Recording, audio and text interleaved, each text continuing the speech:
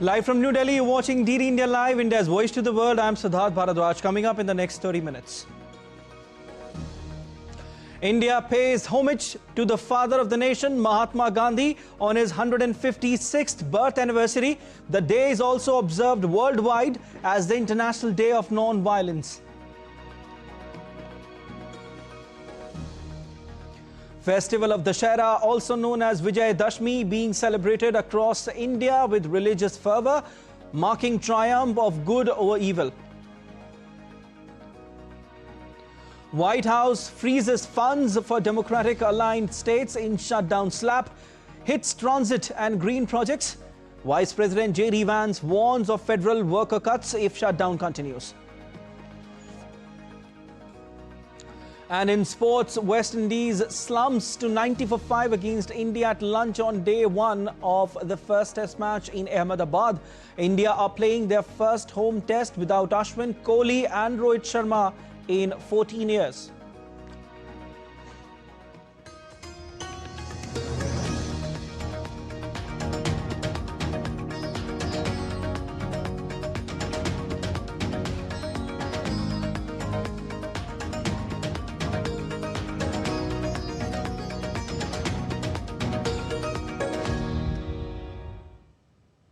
India pays homage to father of the nation, Mahatma Gandhi, on his 156th birth anniversary today. Popularly known as Bapu, Gandhiji was a social activist, politician and lawyer who championed non-violent resistance against British colonial rule. He played a pivotal role in the freedom struggle. The nation observes his birth anniversary commemorating his legacy of non-violence, truth and simplicity. The day is observed with prayer services, commemorative events and cleanliness drives across the country.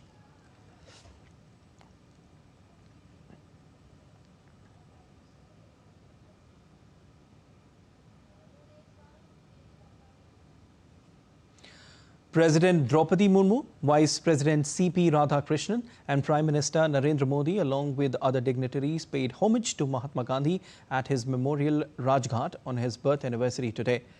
This year marks the 156th birth anniversary of Mahatma Gandhi, remembered as the father of the nation for his pivotal role in India's freedom struggle. October 2nd is celebrated as Gandhi Jayanti in India, while across the globe it is observed as the International Day of Non-Violence, following a 2007 United Nations resolution that received support from over 140 countries.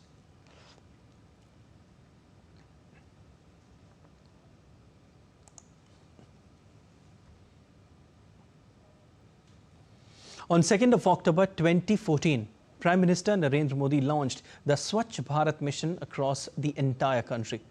Initiated as a national movement on the birth anniversary of Mahatma Gandhi, the mission aims to promote cleanliness, eliminate open defecation and improve solid waste management across urban and rural India.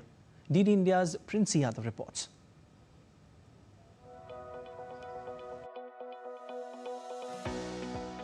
On 2nd October 2014, brooms swept across dusty lanes, plastic bottles were hauled from the drains, and the wave of determination spread across every corner of India. The Swachh Bharat mission, launched by Prime Minister Narendra Modi on the birth anniversary of Mahatma Gandhi, was far more than a cleanliness campaign. It was a nationwide awakening call with the promise of a cleaner future. Swachhata Hi Seva 2025 themed Swachhotsav is the latest chapter in this journey, which is uniting citizens, leaders and sanitation workers for cleaner and greener India. The campaign is also driving behavioral change at the grassroots level. It's not just about cleaning one's air, it's about changing habits. I have seen Swachh Bharat Abhiyan is shaping students into tomorrow's responsible citizens. They are collecting their own trash and using dustbins and spreading awareness among themselves and in their communities also. Numerous stories of change are unfolding across India. 12 crore toilets have been built, reducing open defecation. Significant improvement in public health, especially for women and children. Nearly 3 lakh under 5 child deaths prevented due to better sanitation. Over 8 lakh cleanliness target units were transformed in 2024, turning garbage dumps into usable spaces. Jammu and Kashmir Amarnath Yatra 2025 became a zero landfill pilgrimage. Kumbhi Kagas, startups in Assam, are transforming the invasive water hyacinth into chemical-free handmade paper. Uttar Pradesh's Kuberpur dump site is now an integrated waste management city with forests and processing units. These efforts are steering India towards a sustainable, inclusive and developed Bharat by 2047. What began as a call for cleaner streets is now shaping the discourse on public health, women's dignity and the responsibility towards environment.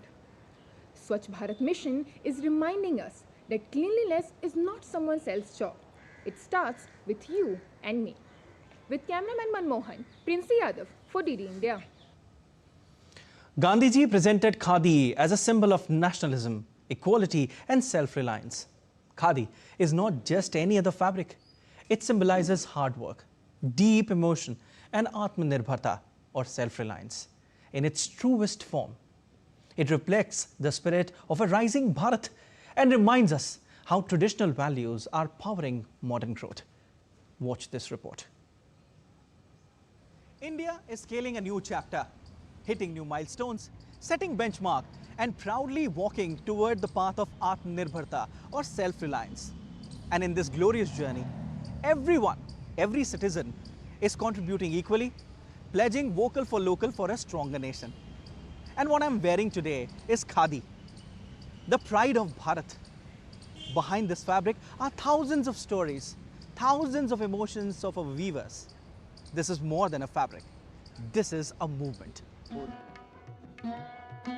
From the ramparts of Red Fort, PM Narendra Modi reiterated the importance of self-reliance, highlighting its significance and calling for an end to dependency. आत्मनिर्भरता का नाता हमारे सामर्थ्य से जुड़ा हुआ और जब आत्मनिर्भरता खत्म होने लगती है तो सामर्थ्य भी निरंतर क्षीण होता जाता है और इसलिए हमारे सामर्थ्य को बचाए रखने, बनाए रखने और बढ़ाए रखने के लिए आत्मनिर्भर होना बहुत अनिवार्य है. In his 126th monthly radio program Mann Ki Baat, PM Modi talked about how the charm of Khadi has gained popularity in the past 11 years. साथियों, 2 अक्टूबर को गांधी जयंती है. गांधी जी ने हमेशा स्वदेशी को अपनाने पर बल दिया और में खादी सबसे प्रमुख थी. दुर्भाग्य से आजादी के बाद खादी की रौनक कुछ फीकी पड़ती जा रही थी, लेकिन बीते 11 साल में खादी के प्रति देश के लोगों का आकर्षण बहुत बढ़ गया है. पिछले कुछ वर्षों में खादी की बिक्री में बहुत तेजी देखी गई है. मैं आप सभी से आग्रह करता हूं कि 2 अक्टूबर को कोई न कोई खादी प्रोडक्ट जरूर खरीदें. People are truly mesmerized by this fabric. Many say it evokes a deep sense of patriotism and pride when they wear Khadi. And well, Khadi now comes in different colors, designs to make sure you stay stylish while staying connected to your roots. Khadi का collection इतना अच्छा होता है और खादी में इतना variety होती है, इतनी डिज़ाइनिंग होती है ना, बहुत पसंद आता है. कलमकारी हो गया, जैसे कि बहुत सारा डिज़ाइनिंग है, साड़ी, सूट और कुर्ती सभी में बहुत अच्छा होता है सर. मैं यूज़ करने के साथ साथ मैं लोगों को और भी बोलना चाहता हूँ कि फ्यूचर में ये हमारे देश का प्रोडक्ट है, तो खुद ही सब लोग आके एटलीस्ट खादी को आके इनकरेज करें और अपने देश का ही जो प्रोडक्ट है उसको आप उपयोग करें. जब से हमारे पीएम साहब मोदी जी ने इसके बारे में कहा है, तब से तो हमारी सेल और ज़्यादा बढ़ गई है और उनके कहने से उनके तो युवा भी मतलब यहाँ खरीदने के लिए आता है sir. Let's take a look at how Khadi has witnessed a surge in both production and sales. Khadi and village industries crossed 1.7 lakh crore rupees turnover in 2024-25. Sales rose 447% from 31,154 crore rupees in 2013-14 to 1,70,551 crore rupees in 2024-25. Production jumped 347% from 26,109 crore rupees to 1,16,600 crore rupees in the same period. KVIC now supports 1.94 crore jobs, reflecting a 49% increase over 11 years. Khadi craftsmen's wages grew 213% from 4 to 12.5 rupees per lacha, which is thread bundle. Khadi Gram Udyog Bhavan, New Delhi, touched a record 110 crore rupees sales for the first time.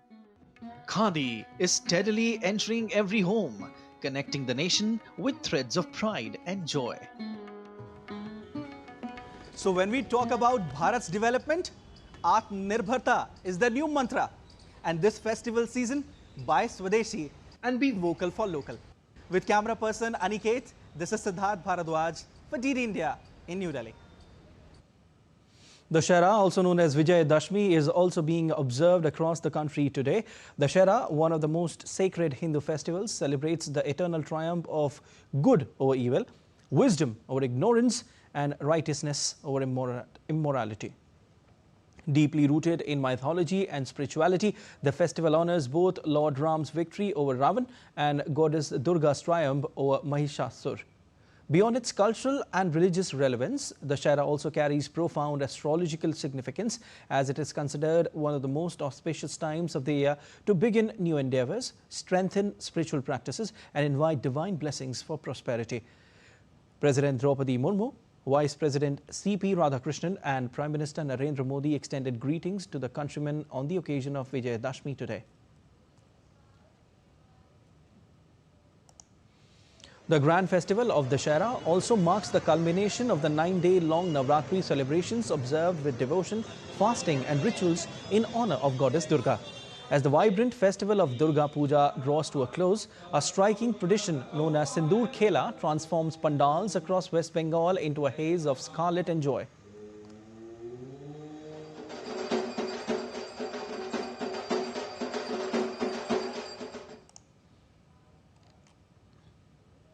On the final day, air thickens with the smoke of incense and the resonant sound of conch shells as women gather brass plates laden with vermilion powder and sweets to bid farewell to goddess Durga.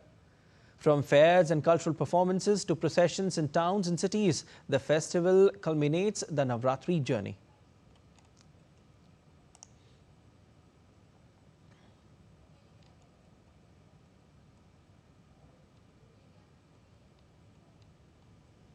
In most of India, Dussehra or Vijay Dashmi is a one-day celebration marking the triumph of good over evil. But in Kullu Valley in North India's Himachal Pradesh, the story doesn't end there.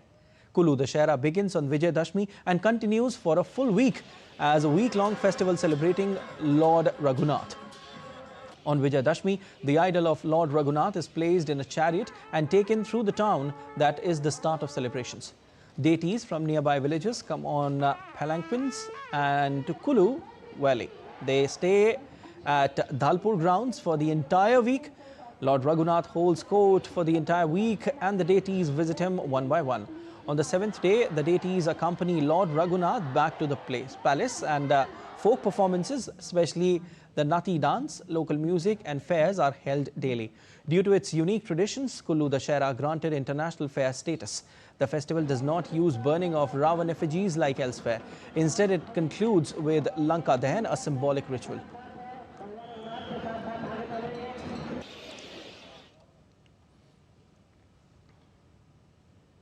Defence Minister Rajnath Singh celebrated Vijay Dashmi with Indian Army personnel at Bhuj military camp in Gujarat.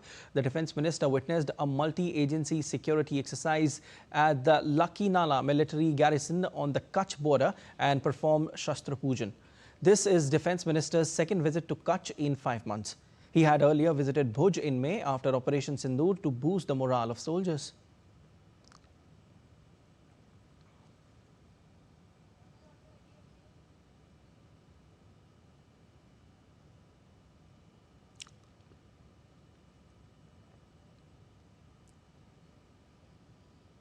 And still to come on this edition of DD India Live.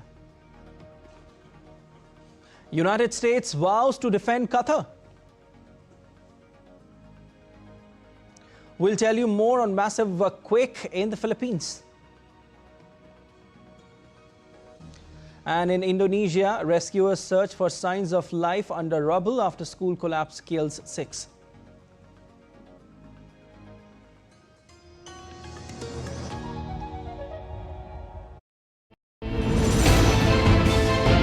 geopolitics and trade deals, economic challenges amid development, hard work and the path to prosperity.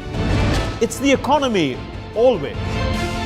Between walkers, money is what money does and says. Supply creates its own demand. Between the bulls pulls and bears tears. When supply chains globalization and India rises to the podium. We'll get you centered with the economic brief at 8 p.m. every Thursday on DD India.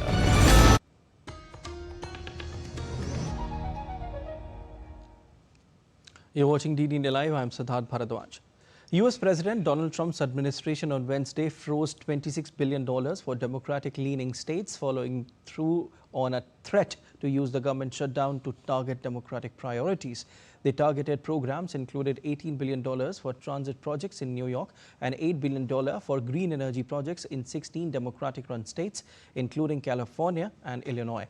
The government shutdown suspended scientific research, financial oversight, environmental cleanup efforts, and wide range of other activities. Some 750,000 federal workers were ordered not to work, while others, such as troops and border patrol agents, began to work without pay. The White House warned on Wednesday that worker layoffs are imminent, in fact, as the first day of the government shutdown unfolded, even as Vice President J.D. Vance insisted no final decisions have been made. White House Press Secretary Caroline Leavitt told reporters government agencies are already preparing for cuts. Vance acknowledged the situation could escalate quickly into layoffs if the shutdown continues, even as he said no final decision has been made about whether certain workers will be laid off or furloughed. Well, first of all, we haven't made any final decisions about what we're going to do with certain workers. What we're saying is that we might have to take extraordinary steps, especially the longer this goes on. We're going to have to take extraordinary measures to ensure the people's government operates, again, not perfectly, because it's not going to operate perfectly in the midst of a shutdown, but operate as well as it possibly can. Democrats and Republicans have been trading blame for a U.S. government shutdown that began on Wednesday. GOP leaders who gave a press conference at the U.S. Capitol dubbed it Schumer shutdown after Democratic Senate Minority Leader Chuck Schumer. Schumer shot back that Republicans were lying by saying that Democrats shut the government down because they want health care funding for illegal immigrants. Republicans say a Democratic proposal would open up subsidized Affordable Health Care Act coverage to people who are in the country illegally. That's not true, according to the nonpartisan Congressional Budget Office. On Wednesday, U.S. Vice President J.D. Vance accused Schumer of bending to far-left radicals in his party. Democratic leaders have pointed out that Republicans control both houses of Congress and the White House and say they are therefore responsible for keeping the government functioning.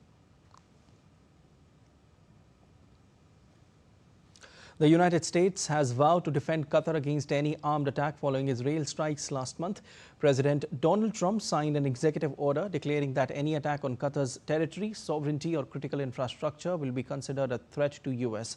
peace and security as well. The order, welcomed by Qatar as a milestone in bilateral defense ties, comes after Israel attempted to kill Hamas leaders in Doha, alarming Washington due to Qatar's role as host of the largest U.S. base in the region. Trump's directive authorizes diplomatic, economic, and if necessary, military action. It also requires U.S. defense officials to maintain contingency plans with Qatar, signaling an unprecedented deepening of America's security commitment in the Gulf. Some international updates now. The death toll from a magnitude 6.9 earthquake that struck off the central Philippines on Tuesday has risen to 72. Another 294 people were injured. The earthquake struck the region of Sumenep. Aftershocks continued throughout Wednesday as well, as authorities set up mobile kitchens for hundreds of evacuees and raised to provide temporary power as night approached.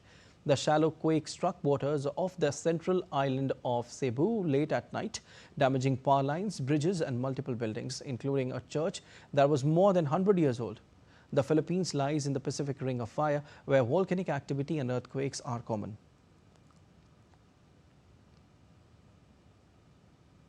In Indonesia, rescuers were racing against time to rescue some 60 teenagers trapped under the remains of an Islamic boarding school that collapsed earlier this week due to foundation failure.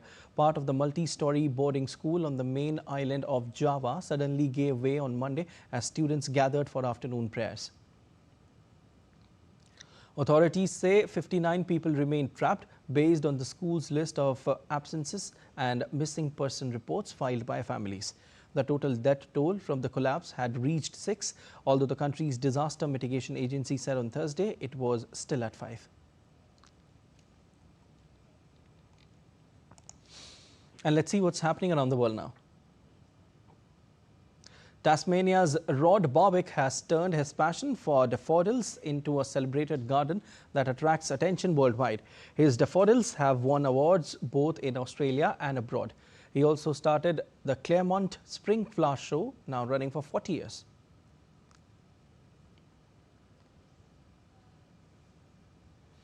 Panama marks Coffee Day on 1st of October, with each person consuming about 2 kilograms a year. From local cafes to gourmet shops, coffee is part of daily life, and Panama's geisha, a variety of coffee, is world famous.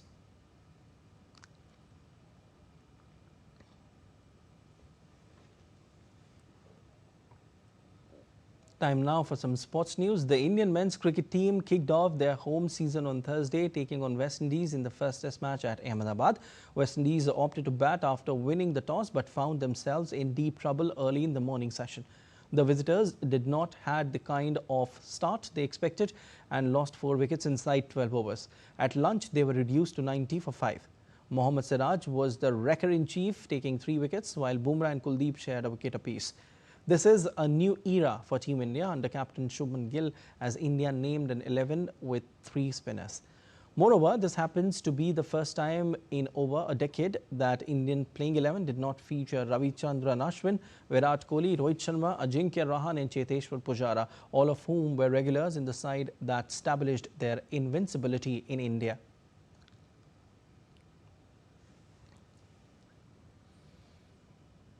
Defending champions Australia thrash Tasman rivals New Zealand by 89 runs in their ICC Women's World Cup opening match on Wednesday. Seasoned all-rounder Ashley Gardner's commanding century and disciplined effort from bowlers helped Aussies begin their quest for 8th title in spectacular fashion. Gardner struck her second ODI century to revive Australia from a mini collapse and take them to a big total of 326 all-out in 49.3 overs after opting to bat first. Pacer Annabelle Sutherland and spin duo of Alana King and Sophie Molineux were among the wickets as Australia restricted New Zealand to 237 in 43.2 overs to notch a comprehensive win.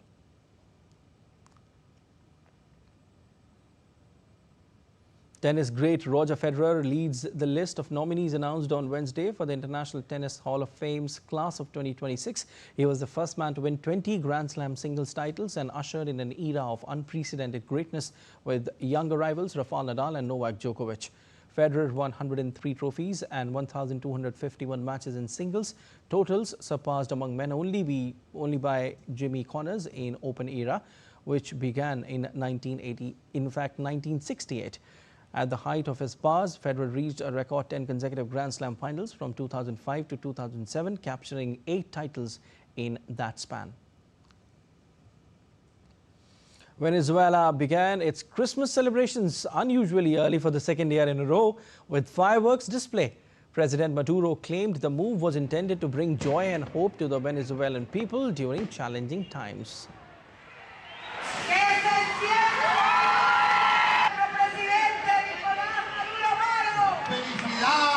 Música, comida.